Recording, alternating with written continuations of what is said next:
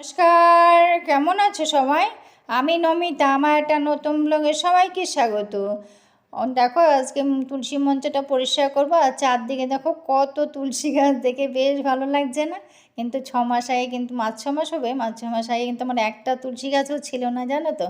আমি তোমাদের সঙ্গে শেয়ার করেছিলাম যে অন্যের গাছেতে তুলসী এনেও আমি পুজো দিয়েছি। এখন কিন্তু সেটা করতে হয় না, যদিও এখন অনেক কম, তুলনামূলক। তার আগে কিন্তু আমার বাড়িতে অনেক তুলসী গাছ ছিল, পুরো বাগানটাই বলতে পারো। এখন কিন্তু একটা সাইডে, আগে কিন্তু পুরো বাগানটাই ছিল। তার জন্য কিছু অন্য কোনো গাছ করতেও পারতাম না, তুলে দিই। এখন অনেক গাছ তুলতে হয়, যেহেতু পায়ে লাগে না, ওগুলো তুলে দিতে হয়। আর যেগুলো পায়ে লাগে না সেগুলো রেখে দিই আর কি। আর দেখো এদিকে ব্লিচিংটা দিলাম, অমনি আমার স্ট্যান্ডটা নাড়ানো শুরু করে দিয়েছে। বিড়ালটা এসছে না, ও এরকমই করে, যখনই আমি স্ট্যান্ডটা বার করি তখনই কিন্তু এটা নাড়ানো শুরু করে। যদি আমি একটু এদিক আমি জল আনতে গেছি, তখনই ও নাড়ানো শুরু করে দিয়েছে। তো তখনই কিছু করি না, করলে যদি স্ট্যান্ডটা ফেলে দেয় না, তো ওই জন্য আর কি, তাহলে তো মোবাইলটা যাবে, আর ওকে তো আর কিছু করে লাভ হবে না। ওকে যদি আমি তখন সেই সময়টা যদি কিছু দিয়ে তাড়াও করি, তাহলে স্ট্যান্ডটা ফেলে তবে ও ছুটবে। তো তাই শুধু শুধু ও তো ছুটবে, কিন্তু মাঝখান দিয়ে আমার স্ট্যান্ডটাও যাবে, আর মোবাইলটা তো ভাঙবেই। তার জন্য তখনই কিচ্ছু করি না, চুপ করে দূর থেকে দেখি ও আস্তে করে কতক্ষণ নাড়িয়ে টাড়িয়ে তারপর ওরা যাবে। যেই দেখে সে এরকম করে, কি জানি কি স্বাদ পায় ভগবান জানে। ঘরের ভিতরে যদি, রান্নাঘরে এখানে যদি ওরা দেখতে পায় না, তখনও কিন্তু এটার মধ্যে উঠে ওরা লাফালাফি শুরু করে দেয়। কি জানি কি স্বাদ পায়, ওরাই জানে, ওদের ঈশ্বর জানে। আজকে উঠানটা পুরো ব্লিচিং দিয়েছি, এই নিয়ে 3বার হয়েছে, জানো তো। আমার 2বার হয়ে গেছে আগে, আর আজকে নিয়ে 3বার। ভাবলাম কি আজকেই হয়তো লাস্ট, আর দিতে হবে না, কেন ভাদ্র মাস তো পড়ে গেছে, হয়তো আর বৃষ্টি হবে না, আর দিতেও হবে না। আর আসলে কি বলো তো, সবুজ হয়ে যেতে তো স্লিপ করে না, ওই স্লিপ করলে তো নিজেই তো পড়ার ভয় থাকে, ওই জন্য দিতে হয়। তারপরে যে ব্রাশ করতে হয় না, একটু ব্রাশ করতে হয়, ওইটাই একটু কষ্ট আর কি। তো না করলেও তো নয়, এগুলো তো করতেও হয়, পরিষ্কার করতেও হয়, থাকলে তো হবে না, এটা তো পরিষ্কারও করতে হবে, যত্ন তো করতেই হবে। তো এগুলো সব পরিষ্কার করে তারপর দেখো স্নান করে চলে এলাম। আজকে যেমন পুজো করতে যাব, তো জন্য শাড়ি পরলাম। আগে যেমন আমি আগে নাইটি পরে 14বার আয়না দেখতাম, যেমন তো কেমন লাগে আমাকে নাইটি পরলে, আর এখন শাড়ি পরে 14বার দেখি কেমন লাগে। কি কত দিনের কত উন্নতি না অবনতি জানি না। তো হ্যাঁ, শাড়ি পরে দেখি 14বার ঠিক আছে কি না। তো যাই হোক, শাড়ি পরে তারপর রান্নায় চলে এলাম, ঠাকুরের জন্য ভোগ রান্না করব। তো সুজিটা বসিয়ে দিয়েছি, ওদের ক্ষীরটাও বসিয়ে দিয়েছি। তো একটা কথা বলার ছিল আর কি, তো এটা করতে করতে বলি। তো আমাকে একজন সাধারণ দর্শক কমেন্ট করেছেন, তো কমেন্ট করেছে আর কি যে অনেকে ভিডিও হয়তো দেখে, তো অনেকে ভিডিও দেখে, তো তো সবাই অনেকে হয়তো বলে না যে লাইক করে দেওয়া, একটা লাইক দিয়ে দিও। সেটা আমি তো বলি না, সেটাই আমাকে বলেছে আর কি। সময় এইখানে আমার ভিডিও দেখতে আসলে সেটা শুনতে পায় না, যেখানে যায় দেখতে, ভিডিও দেখতে, সেখানে এই কথাটা শুনতে পায়, লাইক দেওয়ার কথা। তো কিছু মনে করো না, তো যে আমাকে কমেন্ট করেছো তার উদ্দেশ্যেই বলছি, কিছু মনে করো না, আমি ক্ষমা চেয়ে নিচ্ছি, আমাকে ভুল বুঝো না। তো সবাই তো সমান না, কেউ বলতে পারে কেউ বলতে পারে না, সবাই সমান না।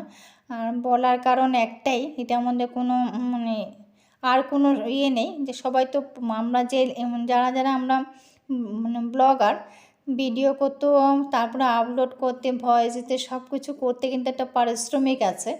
তারপর যেমন ধরো, আমরা যখন রান্না করি, রান্না করে যখন কাউকে খেতে দিই, সে খেয়ে যদি বলে ভালো হয়েছে, রান্নাটা ভালো হয়েছে, খেতে ভালো লাগলো, তখন কিন্তু বেশ নিজেকে ভালো লাগে। তখন মনে হয় না কাজটা রান্নাটা নিজেকে নিজে তখন কিন্তু খুশি লাগে, যে এতটা পরিশ্রম করে কিন্তু সফল হয়েছি, রান্নাটা খেতে ভালো হয়েছে, তাই না? তেমনই এটাও তো একটা পরিশ্রমের কাজ, তাই না? পরিশ্রমটা করে যদি একটা লাইক দেখতে পাই, তারপর একটা যদি আমরা ওয়াচ টাইমটা দেখতে পাই, তাহলে কিন্তু তখন আমাদেরও কিন্তু একটু খুশি হয়। সেটাই আর কি, আর তো কিছুই না। আর একটা লাইক দিতে কিন্তু কারোর কিন্তু ক্ষতি হয় না, ছোট্ট একটা লাইক দিতে কিন্তু কারোই ক্ষতি হয় না। তো সেটাই আর কি, সবাই কেউ চেয়ে নিতে চেয়ে নেয়, কেউ বলেন আর কি। সবাই তো আর সমান না। তো আশা করি তোমাকে আমি বোঝাতে পেরেছি, কিছু মনে করো না। ও তার জন্য লাইকটা চেয়ে নেওয়া, আর কিছুই না। ওই মানে এত সারাদিনে পরিশ্রম করার পরে সাধারণ একটু লাইক যদি পায় আর ওয়াচ টাইমটা যদি দেখতে পায়, সবার কিন্তু ভালো লাগে। আর এতটুকুনি, আর এর থেকে বেশি কিছু না। তো অফ ক্যামেরায় আমি অনেক কিছু করে নিলাম, সব কিছু তো ক্যামেরার মধ্যে করা যাচ্ছে না। আসলে কি বলতো, একা হাতে তো, একা হাতে সব কেটে কুটে করতে হচ্ছে, আর সময়টা অনেকটা বেলাও হয়ে যাচ্ছে। তার জন্য অফ ক্যামেরায় অনেক কিছু করে নিলাম। আর এদিকেও দেখো পনিরটা আমার হয়ে গেছে। এটা আজকে মানে সাদামাটাই করেছি, কেননা বেশি মশলাপাতিও দিইনি, এমনি হালকা পাতলাই করলাম। বাদবাকি সব যা যা করার আছে ওগুলো সব করে নিয়েছি। তারপর আমার ঠাকুর ঘরেও গুছাতে হবে, সাজাতে হবে, তো ওগুলোও করতে হবে, তো অনেকটা সময়ও লাগবে। তো কিছুটা করে এসেছি, আর কিছুটা বাকি আছে। আর এদিকে ফ্রাইড রাইসটাও হয়ে গেছে, তো কিছুটা বাকি আছে, আর কিছুটা করা হয়েছে। তো সময় লাগে, তো সাজাতে গুজাতে তো সময় লাগে, ওগুলো সব তো একা হাতে করি, তো একা হাতে তো অনেকটা সময়ও লাগে।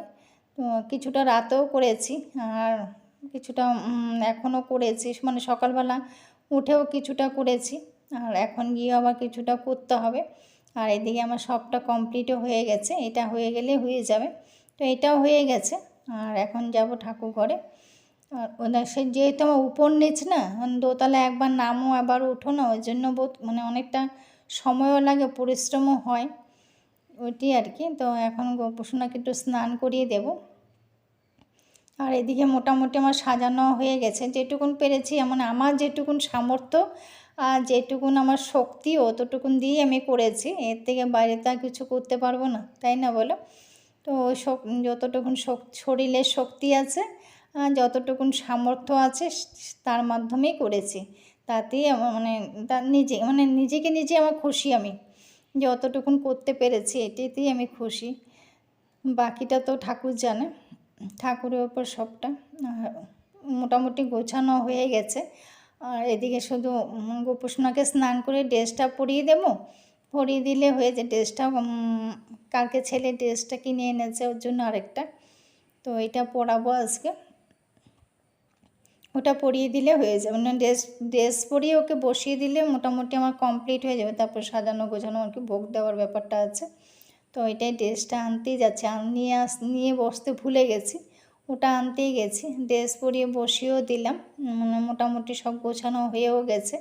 গুছিয়ে তারপরে এদিকে সবটা সাজিয়ে গুছিয়ে দিলাম। আর দেখো ভুলে গেছি, একটা লাইট জ্বালিয়েছি, ওই জন্য ভালো করে দেখাও যাচ্ছে না। আর একটা লাইট জ্বালাতে ভুলেও গেছিলাম, আসলে তাড়াহুড়ো ছিল তো, এই জন্য মনে হচ্ছিল না যে একটাই লাইট জ্বালিয়েছিলাম, ভালো করে দেখাও যাচ্ছে না।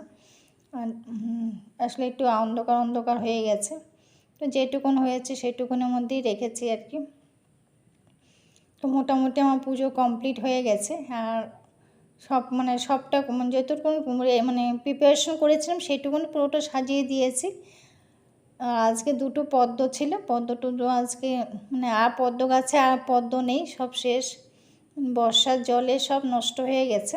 এই দুটোই পদ্ম ছিল, এই দুটো পদ্মই নিয়ে আসলাম আজকে। দেখো পদ্মটা কি সুন্দর না দেখতে, বেশ ভালোই লাগছে, গোপোষণাকে কিউট লাগছে না দেখতে। তো সব পুজো টুজো কমপ্লিট হয়ে গেছে। তা আজকে ব্লগটা আমি এখানে শেষ করব। তো কেমন লাগলো আমার ব্লগটা সবাই কমেন্ট করো, ভালো থেকো সবাই, সুস্থ থেকো। তো দেখতে তো মনে বেশ কিউট লাগছে, তোমাদের কেমন লাগছে একটু সবাই কমেন্ট করো। তা আমি যেমন পেরেছি তেমনই সাজিয়েছি, তো ওইটাই আর কি। আর পদ্ম দুটো পেরেছি, একটা এখানে দিয়ে রেখেছি, আরেকটা ওদিকে রেখেছি। আর এদিকে বজরংবলী ওরাও সবাই আজকে একটু সাজুগুজু করেছে, এদিকে একটা পদ্ম রেখেছি। পদ্মগুলিকে বড় বড়, কত বড় বড় না দেখো।